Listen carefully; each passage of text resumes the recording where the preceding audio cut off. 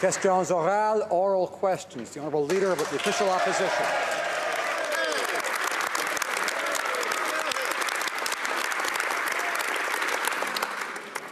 Monsieur le Président, pendant les élections, le Parti libéral a fait une vague promesse de changer notre système électoral.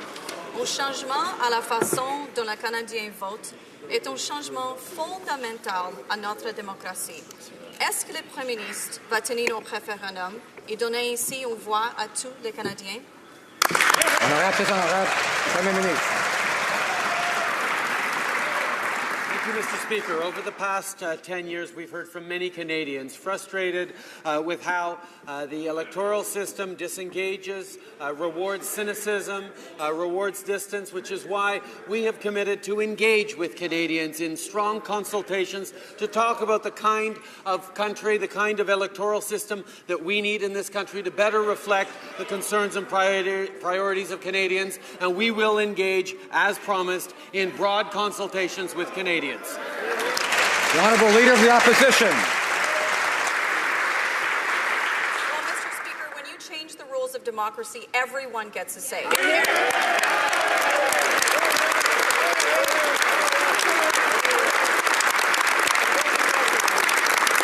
Speaker, 60% of Canadians did not vote for the Liberal Party. These millions and millions of Canadians, as the Prime Minister said, he left in the dust, get to have a say too. Does the Prime Minister only listen to Canadians that voted for Liberals, or will he govern for all Canadians and hold a referendum? The Right Honourable Prime Minister. Mr. Speaker, it's wonderful to see that the member opposite suddenly discovered that consulting Canadians is appropriate, because she certainly didn't do that during the Fair Elections Act. The so-called Fair Elections Act. We have committed to engage substantively with Canadians, but we are also very, very clear that we will implement what we promised to do during the election campaign. Canadians made themselves heard very clearly, and they want to be part of a change in government. That's what we're going to bring forward. Merci. The Honourable Leader of the Opposition. Speaker, the Prime Minister should be very careful in assuming that his election victory gives him a mandate and entitles him to make a change in the election system and our democracy. When the Prime Minister actually has a clear proposal for a new voting system, will he take it to the people and hold a referendum? The Right Honourable Prime Minister. Canadians were very, very clear that they were tired of the approach over many years of this former government refusing to listen, refusing to engage, disrespecting democracy, disrespecting the voice of Canadians. That's exactly what we're going to do, to engage with Canadians to make... Order. It's hard to hear the answers. I know all members want to hear the questions and the answers, and I know we're all anxious to show respect for each other and show Canadians we want a good atmosphere in this place. I know it's Wednesday. L'honorable député de Lac-Saint-Jean.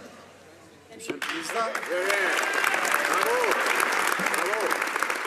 Monsieur le Président, l'histoire de notre pays démontre que lorsqu'un gouvernement veut changer ses fondements, il consulte la population et une forte majorité de la population doit être d'accord pour changer les choses. Et les libéraux nous ont démontré dans le passé qu'ils étaient d'accord avec ça.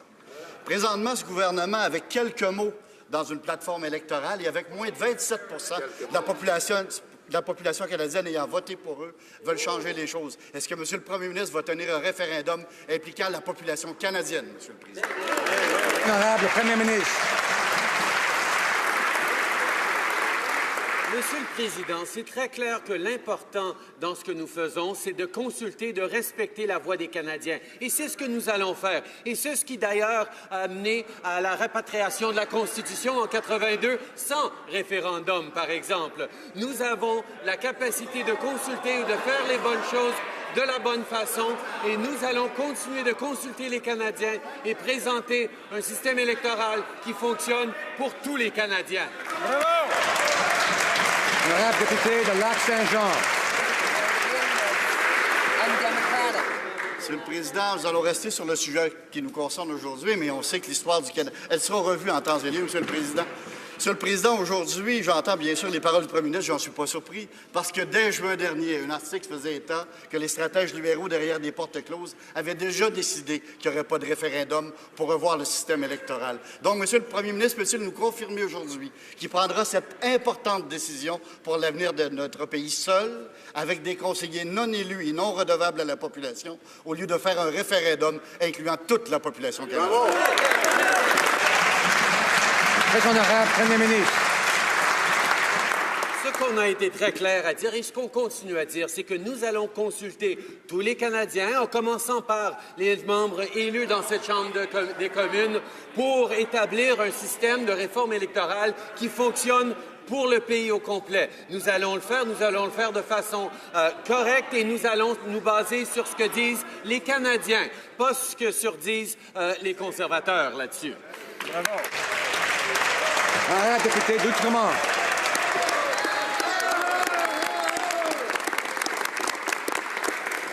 Mr. Speaker, the Liberal Party's tax cut is leaving out millions of Canadians. The Prime Minister's parliamentary secretary, who earns $184,000 a year, will get the maximum tax cut.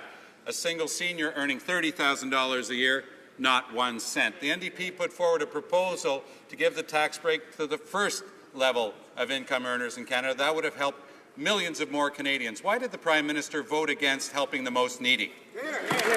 Right Honourable the Prime Minister. The Liberal Party is proud of the throne speech that the Governor-General read last week, and that's why we're supporting that throne speech, and we encourage all members in this House to do that, because it is the reflection of what Canadians ask for right across the country. Investments in our future and in our communities, help for the middle class by lowering taxes on the middle class and raising them for the wealthiest 1%. It's what Canadians have asked us collectively to do, and it's what we're going to do, Mr. Speaker. The member for Outremont.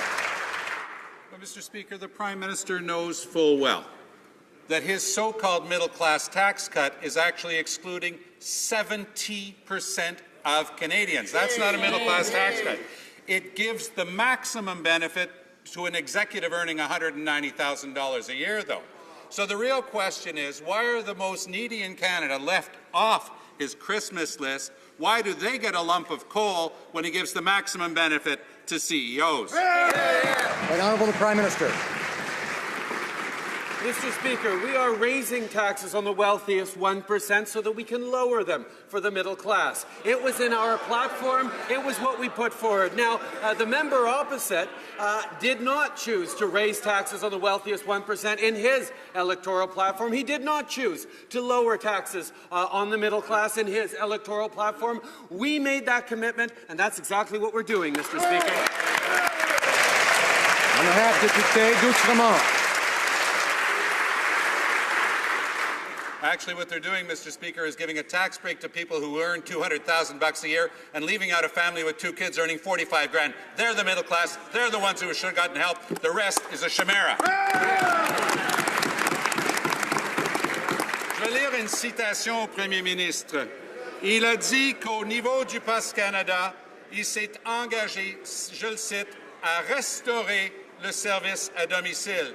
Hier, il nous a dit, allez voir sur mon site Web. C'est pas le site Web qui a été élu, c'est lui. C'est oui ou non pour rétablir le service de courrier à domicile. Bravo! Très honorable le Premier ministre. Les Canadiens s'attendent à recevoir un service de qualité à un prix responsable. Et c'est ce que nous avons engagé à faire, d'arrêter d'abord l'imposition de boîtes postaux effectuée par ce gouvernement l'ancien gouvernement conservateur, et ensuite travailler avec les Canadiens, avec Post Canada, avec différents organismes et groupes pour s'assurer que les Canadiens reçoivent le service postal qu'ils méritent d'avoir. Merci. Bravo. Honorable député d'Outremont. Sa promesse solennelle était de rétablir le service. Il est en train de rompre la parole donnée.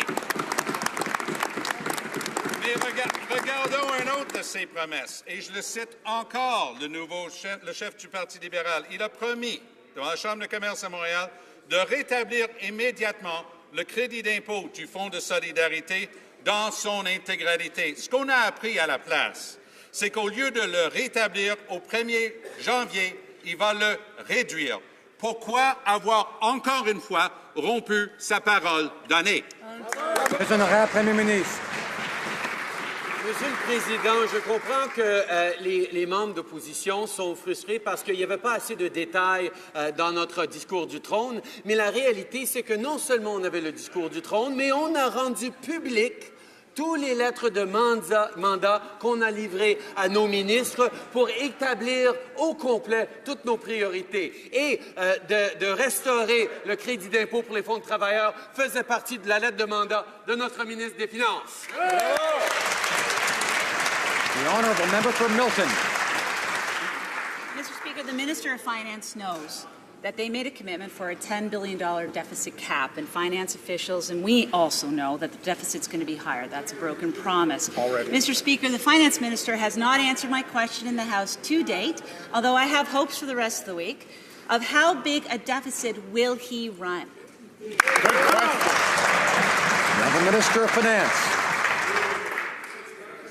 Mr. Speaker, we find ourselves in a more challenging situation than we expected. We were left with a deficit that we now need to deal with. Our plan for investing in Canada is now more important than ever. We made a commitment to invest in infrastructure. We made a commitment to reduce our net debt to GDP over time. We are going to do this in a fiscally responsible, prudent, and transparent way for Canadians to understand our plan.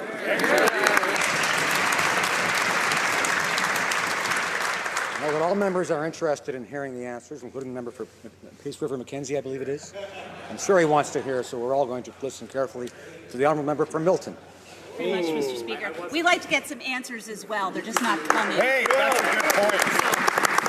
Mr. Speaker, another promise that was made, of course, was that in the Liberal tax plan that it would be revenue neutral. And, of course, we now know that it's not revenue neutral. It's $1.2 billion shortfall. But lo and behold, the Minister of Finance is going to fill that gap by taxing small businesses, the veterinarians, the chiropractors, the doctors, the dentists, and seniors through the TFSA. Now, my question, Mr. Speaker, is this. What other taxes will he continue to raise as he goes down this long road of long-term structural deficits? The Minister of Finance. Mr. Speaker, our plan is focused on tax measures that will help the broadest cross-section of Canadians to do well.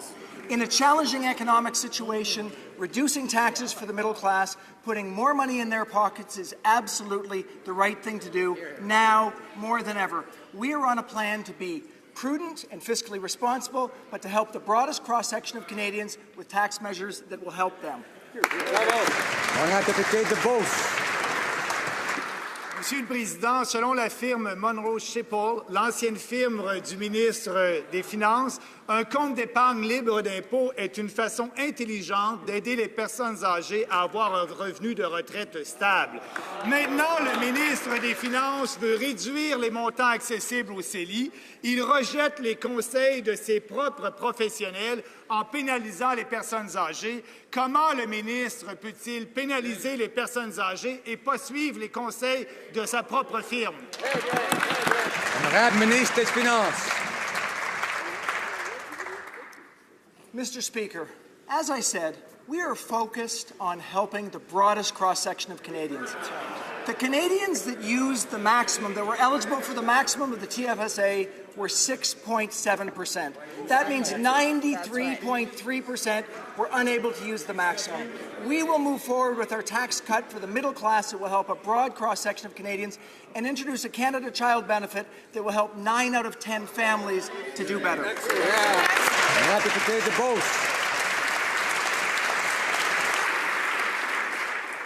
Monsieur le Président, le premier ministre a déclaré pendant la campagne électorale qu'un fort pourcentage de petites entreprises n'était rien d'autre qu'un abri fiscal pour les Canadiens voulant éviter de l'impôt. Au contraire, Monsieur le Président, les petites entreprises et les entrepreneurs canadiens sont des créateurs de richesses et on devrait les glorifier et les appuyer et non pas les pénaliser avec des hausses d'impôts. Est-ce que la ministre de la Petite Entreprise va suivre son chef et pénaliser les petits entrepreneurs et les entrepreneurs canadiens ou bien suivre son mandat qui exige qu'elle défende les petites entreprises?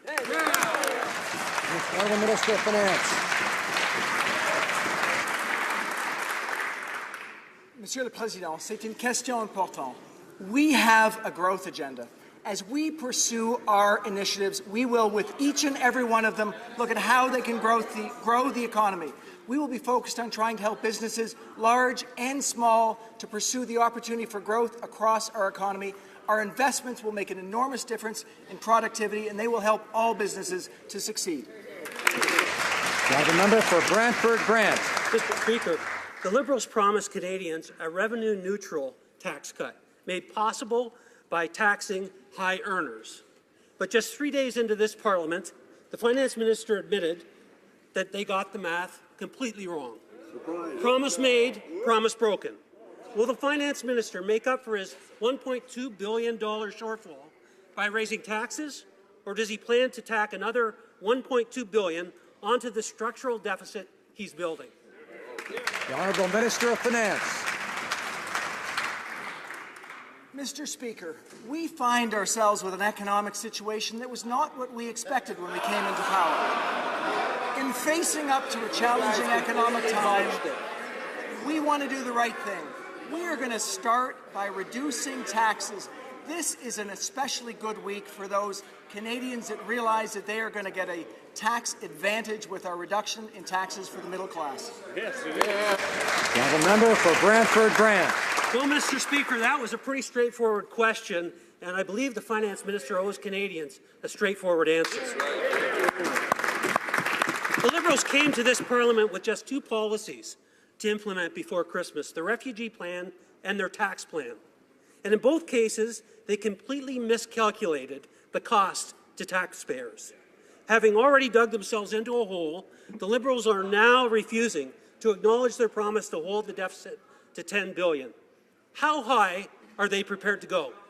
The Honourable Minister of Finance. Mr. Speaker, we found ourselves in a hole not of our own.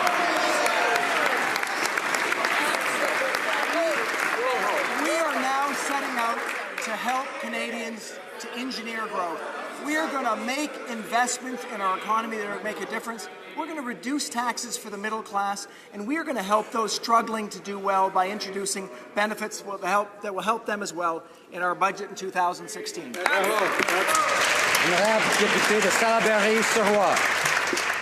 Monsieur le Président, en campagne électorale, les libéraux ont promis de rétablir un processus d'évaluation environnementale rigoureux pour inclure l'impact des gaz à effet de serre et aussi de réformer l'Office national de l'énergie.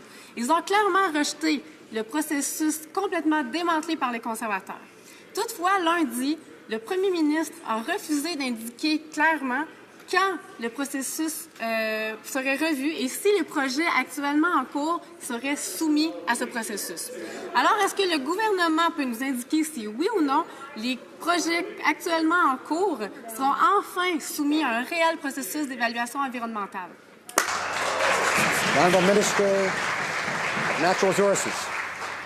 Mr. Speaker, for those projects that are currently under review, the proponents will not be asked to go back to square one. There will be a transition period, Mr. Speaker, that will embody the principles that were in the campaign platform and in the Prime Minister's mandate to me and the Minister of the Environment and Climate Change. It will be transparent and it will involve consultation with Indigenous communities. Thank you, Mr. Speaker. The Honourable Member for New Westminster Burnaby. Now, that's not what they said during the campaign, Mr. Speaker. Right. Now, we know the environmental assessment process that was gutted by the Conservatives is in desperate need of a revamp. And in the meantime, we see these pipeline projects like Kinder Morgan moving forward under a weakened system. During the election, the new Liberal member for Burnaby North Seymour told the Burnaby Now, and I quote, Kinder Morgan will have to go through a new revised process before it's approved. There you go. The question was very simple. Why did they tell British Columbians something different from what they're telling them today? Honourable Minister of Natural Resources. Mr. Speaker, we are going to modernize the National Energy Board. And what that means is that it will be reflective of regional difference representing the entire country. It will embody into its work respect for Indigenous communities and Indigenous culture. and we have to restore public confidence in the regulatory process so we can move our resources to market responsibly and sustainably. The honourable member for Elgin, Middlesex, London. Mr. Speaker, this government says one thing and does another. For the last year, the Prime Minister said he did not need taxpayer childcare. As a mother of 5, I am offended. For the first tax of his cabinet was to give himself childcare benefits that no other Canadians have. Why didn't the Prime Minister keep his word? And is it because he's entitled to his entitlements? When honourable the Prime Minister. It won't surprise people to know that we have different family requirements than the previous occupants of the Prime Minister's office. We will maintain the existing budget at the same level and reformulate it as necessary for the needs of my young family.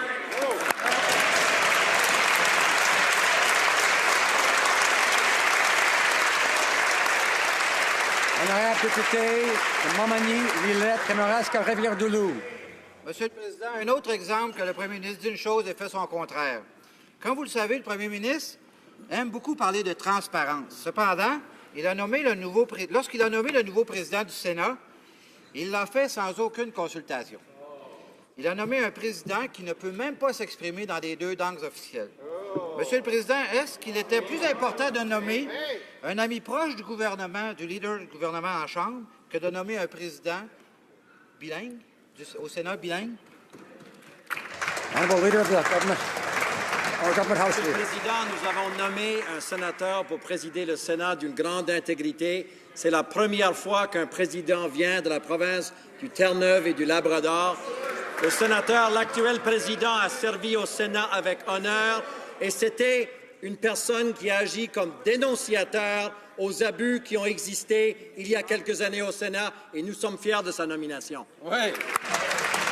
Honorable député de Montmagny, Lillette, Kamouraska, Rivière-du-Loup. Monsieur le Président, depuis le début de la semaine, le Premier ministre aime parler de sa plateforme électorale, alors parlons-en. À la page 33, on peut lire que le statu quo n'est pas une option. Le Sénat doit changer.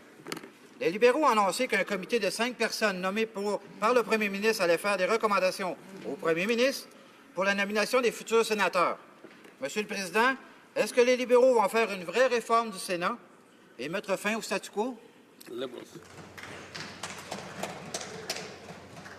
Honourable Minister of Democratic Institutions. Mr. Speaker, for the first time, we are offering the provinces and territories an open door to be part of this nonpartisan, merit-based appointment process. For the first time, we've published the criteria upon which the advisory board will be assessing the merit of these new senators, and we are confident that this process will restore the confidence of Canadians in this vital institution of our democratic process. Honourable member for Moose Jaw, Lake Centre, Lanigan. Thank you, Mr. Speaker. Mr. Speaker, on December 2nd, the Minister of Finance sent out a fundraising email in his official capacity. Now, this is a clear violation of the Guide of Conduct for Ministers, which states, and I quote, "Ministers should ensure that fundraising communications issued on their behalf do not suggest any connection between fundraising and official government business." Mr. Speaker, this is just yet another example of this government saying one thing but doing another. How is this Prime Minister planning to hold his Finance Minister accountable for this ethical breach? Hear, hear. Honourable Minister of Finance. Mr. Speaker, we intend on consulting Canadians in all of our activities over the course of our mandate. In this particular case, we decided that this particular consultation was one that we did not want to pursue, so we cancelled it. The member for Cowichan, Malahat, Langford. Mr. Speaker, on the campaign trail, the Liberal government promised to immediately boost the guaranteed income supplement by 10% to help low-income seniors struggling on fixed incomes to make ends meet. But since being elected, there's been no sign of a timeline, and with mounting examples of backtracking on other promises, seniors are getting worried and wondering if the government understands that immediate needs require immediate attention. When will the government implement its promise to lift seniors out of poverty. Minister for Social Development. Merci, Monsieur le Président. C'est ma première chance de m'exprimer aujourd'hui dans cette honorable chambre. Donc, j'aimerais remercier les électeurs du comté de Québec de m'avoir élu et de m'avoir donné la chance de participer avec ces assemblées aux grands travaux qui nous attendent. Et j'aimerais répondre à l'excellente question de mon honorable collègue, que je remercie d'ailleurs pour sa question, en lui disant que nous allons faire les choses de manière responsable et de manière la plus rapide possible. Merci. Bravo. Honourable member for Hamilton Mountain. Mr. Speaker, with U.S. Steel Canada filing for bankruptcy protection, the pensions and health benefits of 20,000 workers and pensioners are in jeopardy. The previous government rubber-stamped the takeover, then signed a secret deal to let the company off the hook for broken promises. During the election campaign, the new government promised they would release the details and hold the company accountable for all the promises to workers and pensioners. When will the government live up to its rhetoric, open up the secret deal, and stand up for workers' pensions? Honourable Minister of Innovation. Mr. Speaker, I'd like to thank the member opposite for the question, as he knows that the content is confidential. We cannot unilaterally disclose it, but I would welcome and support a decision by U.S. Steel to disclose the terms of the settlement in the spirit of openness and transparency, and the example set by a Prime Minister. And I would also like to take this opportunity, Mr. Speaker, to thank the members from Hamilton on this side of the House who have also raised this issue with me as well. Honourable member for York South-Weston. Mr. Speaker, Canadians from across the country have joined together to help Syrian refugees come to Canada and begin a new life. This is something that we can all be proud of. I know that in my riding of York South-Weston, we look forward to welcoming these new Canadian residents. As someone who represents a riding with many, many Canadians who were once refugees, could the Prime Minister please update this august House on this important national effort? The Honourable the Prime Minister. Thank you, Mr. Speaker. I thank the member from York South-Western and congratulate him on his election to this House. Resettling refugees demonstrates our commitment to Canadians and to the world, that Canada understands that we can and must do more. And I am pleased to announce to this House that the first plane carrying Syrian refugees will be arriving in Toronto tomorrow evening at 9:15 p.m. and the second plane will arrive in Montreal on Saturday. Le premier avion apportant des réfugiés syriens va arriver à Toronto demain soir à 9h15 et le deuxième vol arrivera à Montréal samedi. Ça va être une grande chose.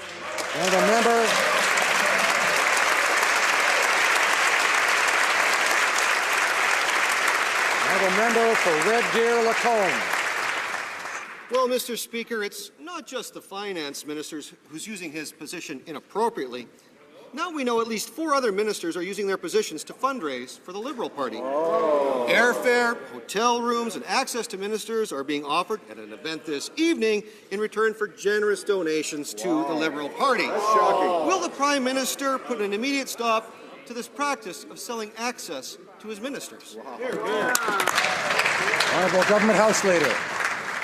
Thank you, Mr. Speaker. The event referred to this evening is the Liberal Caucus Christmas Party. I know many people are looking forward to that event from across the country. Mr. Speaker, we're certainly hoping that you'll be able to attend, as I understand you have with other caucus Christmas parties as well. The important thing to note is the particular contest the member referred to did not require a donation, in fact, to enter the contest, and we're hopeful that many people will look forward to a very good evening tonight.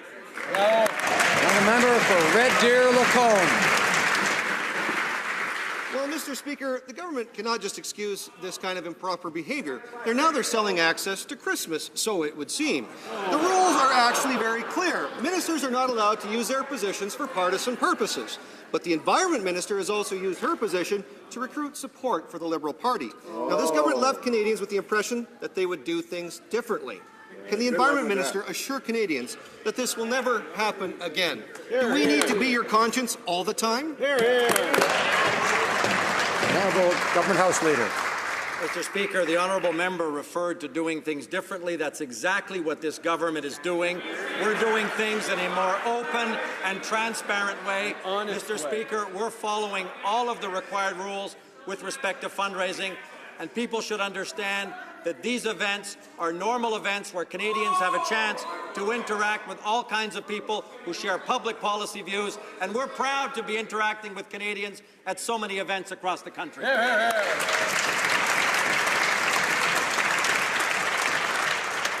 The member for Peace River Mackenzie have a problem? I'm glad he doesn't then. What's your writing? We'll get it. We'll get it. We'll get it. Malheureusement, Monsieur le Président, il y en a plus. Le 11 novembre dernier, le ministre des Anciens combattants a envoyé un courriel en utilisant son titre de ministre afin de promouvoir le Parti libéral. Non seulement a-t-il utilisé de façon inappropriée le jour du souvenir à des fins partisanes, mais c'est aussi clairement une violation aux propres règles de son premier ministre émises au Conseil du ministre. Est-ce que le premier ministre pense que c'est inapproprié que son ministre utilise les anciens combattants du Canada le jour du souvenir pour promouvoir le Parti libéral? Bravo. Speaker, once again, we're very proud of the work done by our Minister of Veterans Affairs. He's serving Canadians in an exemplary way. And I find it a little rich that somebody from across the aisle would be talking about using government resources for partisan purposes. One of the reasons why we're on this side of the aisle is because people got tired of that continued abuse of government resources.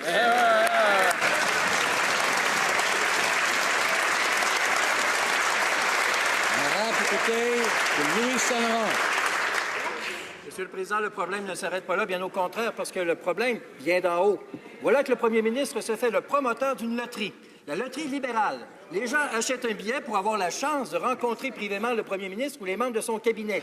C'est tout à fait inacceptable, c'est tout à fait non éthique. Mr. President, how can someone accept that situation? It's unethical, it's inappropriate. Can the Prime Minister assure the Canadian that he will reimburse the lottery money? Est-ce que le premier ministre peut assurer les Canadiens qu'il va rembourser les Canadiens pour cet argent pris de façon tout à fait inappropriée?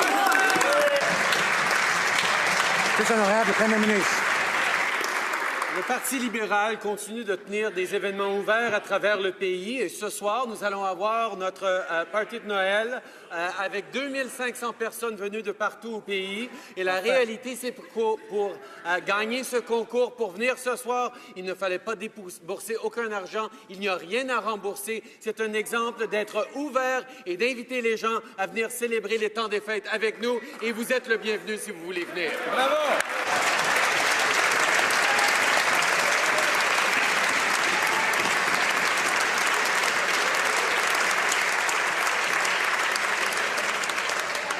I thank the honourable member for Grand Prairie Mackenzie for listening that time. The honourable member for Edmonton Strathcona.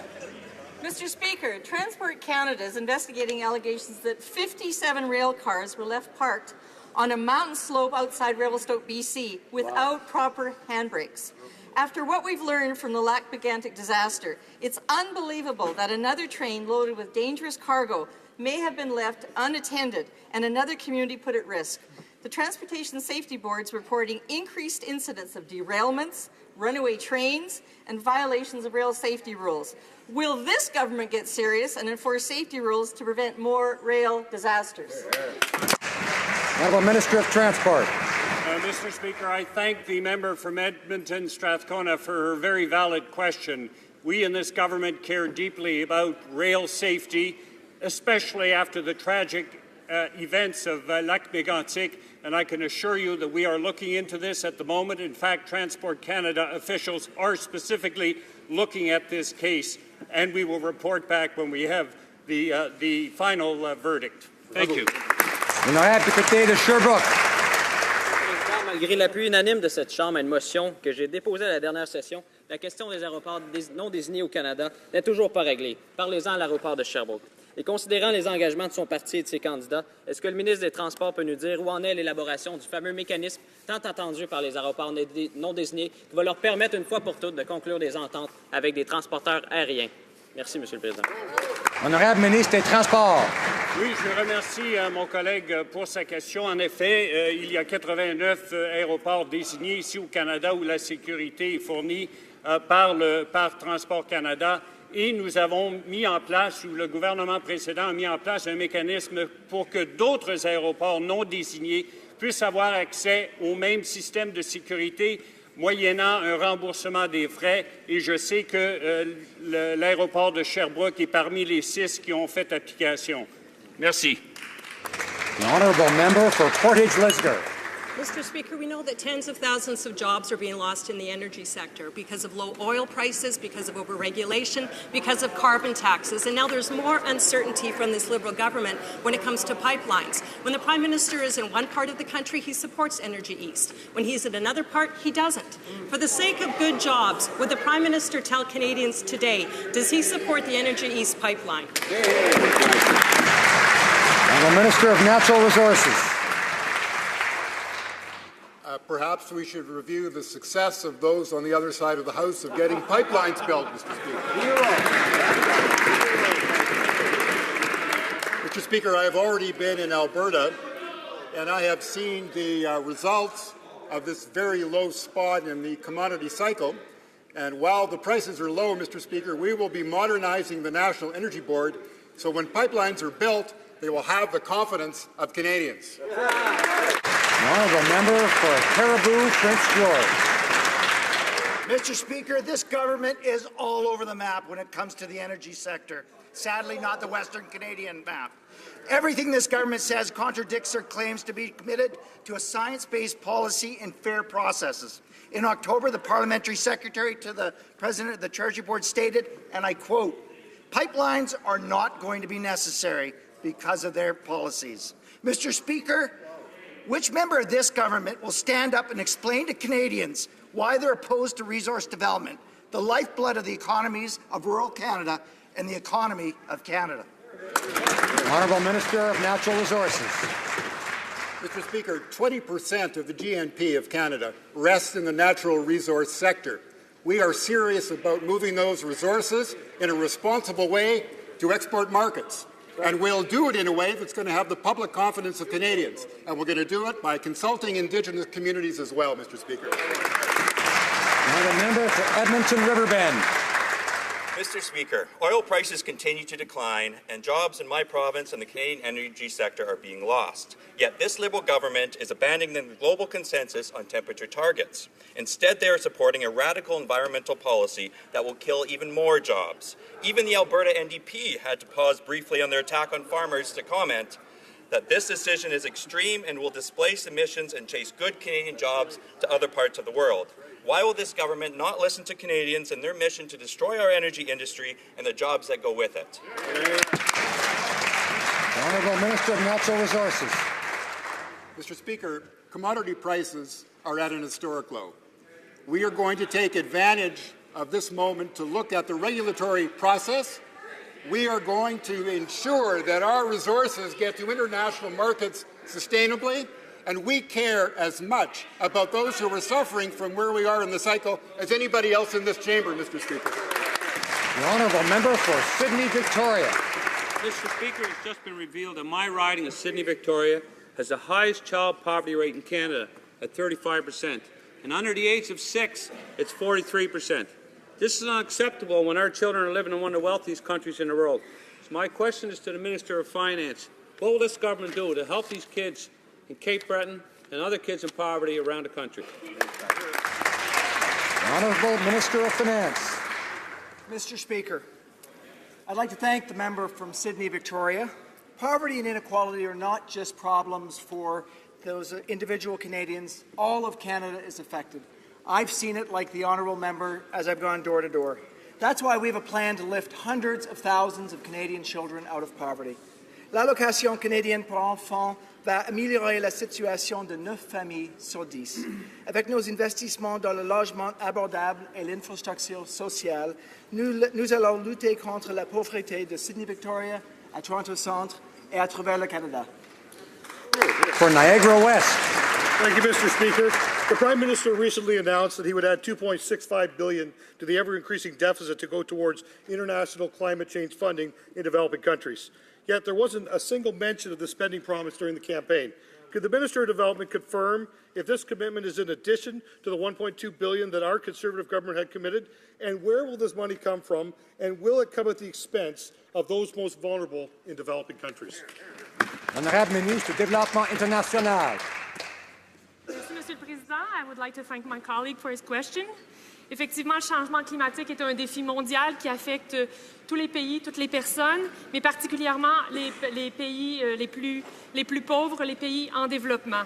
Le Canada s'est effectivement engagé à verser 2,65 milliards de dollars sur les 5 prochaines années pour aider les pays les plus touchés. Et effectivement, la majorité d'entre eux seront des pays en développement. L'aide officielle au développement doit répondre à des critères très précis. À ce moment-ci, le plan d'action n'est pas totalement déployé. Alors, je pourrai revenir et répondre à mon collègue un peu plus tard quand le plan sera déployé. Merci. La députée de Longueuil-Saint-Hubert. Monsieur le Président, je tiens d'abord à féliciter la ministre du Patrimoine pour sa nomination et l'assurer de mon entière collaboration pour défendre notre patrimoine. D'ailleurs, on a appris cette semaine que le conseil d'administration de Radio-Canada, nommé par les conservateurs, continue de prendre les décisions controversées quant à l'avenir de Radio-Canada et cherche maintenant à abandonner la maison de Radio-Canada pour des espaces loués. Ce projet va contre la volonté des citoyens, manque de transparence et met en péril la capacité même de production pour la SRC. Est-ce que la ministre peut nous indiquer si elle a l'intention de donner le feu vert à ce projet d'abandonner la maison de Radio-Canada? Honorable ministre du Patrimoine. Merci, Monsieur le Président. Je voudrais remercier mon collègue pour son excellente question. Vous savez, en tant que ministre du Patrimoine canadien, j'ai nécessairement l'obligation de faire en sorte qu'il y ait une distance entre Radio-Canada, CBC et, bien entendu, le ministère du Patrimoine canadien. Ceci dit, dans le cadre de ma lettre de mandat, j'ai également l'obligation de faire en sorte de revoir le processus de nomination du conseil d'administration et je tiens à assurer mon collègue ainsi que tous les collègues de la Chambre des communes à l'effet que nous verrons à faire ce nouveau processus et qu'il sera mis en vigueur, en fait, si tout le monde l'accepte, au cours des prochains mois. Merci beaucoup. Honourable member for Thunder Bay, Rainy River.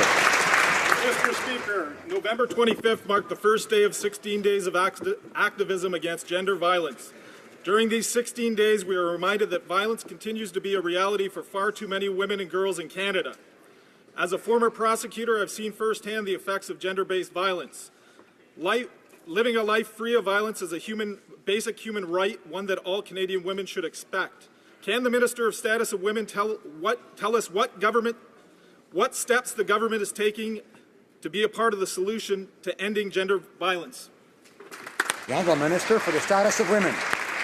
Thank you, Mr. Speaker, and thank you to my colleague, the Member of Parliament for Thunder Bay, Rainy River. My experience has shown me that many different factors go into the woman's vulnerability to experiencing violence. Things like home, socioeconomic background, age, vulnerability due to disability. So violence against women is not acceptable, and it should never be tolerated in our society. And that's why I'm very pleased to announce that in the coming weeks, I'll be working on creating a federal violence strategy, anti-violence strategy with my provincial and territorial partners across the country. Really looking forward to getting started on this very important file. Thank you. Honourable member for Lanark, Frontenac, Kingston. Mr. Speaker, last June the Prime Minister offered this rationale for opposing a referendum. Quote, electoral reform has a lot of trouble getting through plebiscites. Well, no kidding. In 2007, only 37% of Ontarians supported MMP. How much better if we hadn't let that silly referendum prejudice the outcome of Ontario's electoral reform process. Now, fast forward to last October, and the federal Liberals won only 39% of the vote. So how exactly does 39% of the vote in an election constitute a better, clearer mandate for a specific form of electoral reform than 51% in a referendum? The Honourable Minister of Democratic Institutions. Mr. Speaker, for the first time in 10 years, Canadians are being listened to. Canadians voted for change, and they voted for a change in our electoral process. We will be delivering on that commitment. I'll be working with the government House Leader to convene an all-party parliamentary committee to review the various electoral reform options available to us. Honorable député de Pierre-Boucher, les Patriotes, Verchères. Monsieur le Président, le 20 février dernier, devant la Chambre de commerce de Montréal, le premier ministre a promis qu'un gouvernement libéral rétablirait immédiatement les crédits d'impôt au Fonds de travailleurs, et ce, intégralement. Il l'a répété tout au long de la campagne. Ces fonds sont un outil de développement économique et d'encouragement à l'épargne très apprécié au Québec. Or, même si la lettre de mandat du ministre des Finances lui demande de rétablir ce crédit d'impôt, voilà qu'il se défile et qu'il dit vouloir consulter. Le ministre a reçu le mandat de le faire. Quand l'agira-t-il? Honorable ministre des Finances. Monsieur le Président, nous avons l'intention de respecter notre engagement en ce qui concerne le crédit d'impôt pour les contributions à un fonds de travailleurs. Le gouvernement s'engage à réaliser les priorités contenues dans son plan, y compris les mesures fiscales. Notre priorité immédiate est d'accorder une base d'impôt aux Canadiens de la classe moyenne pour le 1er janvier 2016. C'est pour cela qu'aujourd'hui même, le gouvernement présentera officiellement des mesures législatives qui baisseront le taux d'imposition pour la classe moyenne. Excellent. I would like to draw the attention of honourable members to the presence in the gallery of the soon-to-be Honourable Dwight Ball, Premier Designate of Newfoundland and Labrador.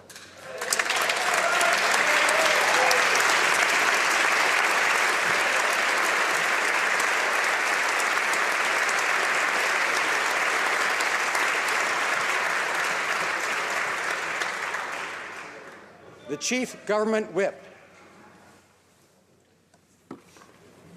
Mr. Speaker, there have been consultations amongst the parties, and if you seek it, you should find unanimous consent for the following motion, which I would like to read in both official language out of respect for members of the House and especially the member for Ottawa-Vanier.